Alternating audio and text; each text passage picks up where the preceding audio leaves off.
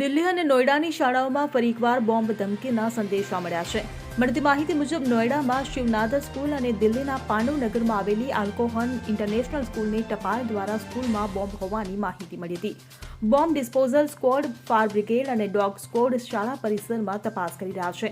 હજુ સુધી કંઈ શંકાસ્પદ મળ્યું નથી। બોમ્બની ધમકી બાદ શાળા વહીવટીતંત્ર અને સુરક્ષા એજન્સીઓએ વિદ્યાર્થીઓની સુરક્ષા સુનિશ્ચિત કરવા માટે તકેદારી વધારી દીધી છે। તે જ સમયે શાળાઓ દ્વારા બાળકોના પરિવારોને સંદેશો મોકલવામાં આવ્યા છે, જેમાં કહેવામાં આવ્યું છે કે આજે સવારે મળેલા ધમકીભર્યા ઈમેલને કારણે અમારા વિદ્યાર્થીઓની સુરક્ષાને ધ્યાનમાં રાખીને અમને શાળા બંધ કરવાની ફરજ પડી છે। કૃપા કરીને આ બાબતમાં ધીરજ રાખો અને સહકાર આપો।